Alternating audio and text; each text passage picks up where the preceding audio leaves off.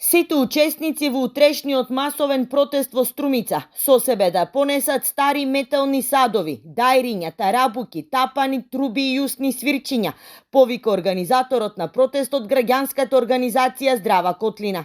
Создавањето на силната бучава ќе биде чин на несогласување на ставовите на сите досегашни учесници, кои се инволвирани во постапката за издавање на концесии за отварање на рудник во Иловица, порача од организацијата.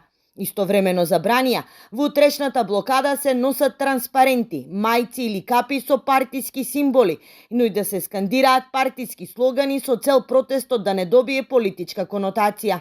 Масовната протестна блокада доаѓа по информацијата дека владата ги споила двете концесии и со тоа се создават услови за отварањето на рудник за злато и бакар во срцето на планината Огражден. Жителите на Струмичката котлина се категорични дека тоа би значело и смрт за плодното поле. Нашата Струмичка котлина е повеќе од рудник.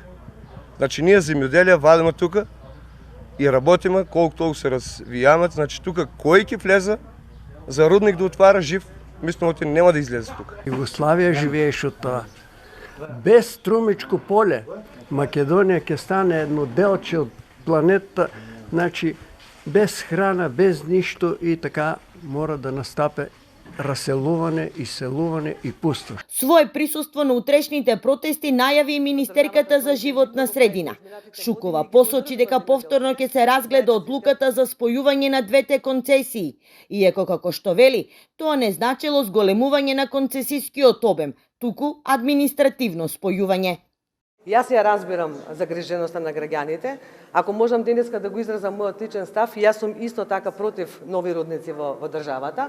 Јас сметам дека особено тој е земјоделски крај, каде што треба да се развива земјоделието. На почетокот од месецот во службен весник владата објави дека е донесена одлука за спојување на двете концесии на Euromax Resources за експлоатација на минерални суровини, руди на бакар и злато на локалитетот село Иловица, со што се отвара пат за отварање на рудник. Потенцијалната концесија ќе трае до 2042. Инаку дел од акциите во канадската компанија купи фирмата Еколог во собственост на Назив Дестани преку неговата холандска компанија ND Group, пошто одлуките на институциите почнаа да се менуваат во нивна корист.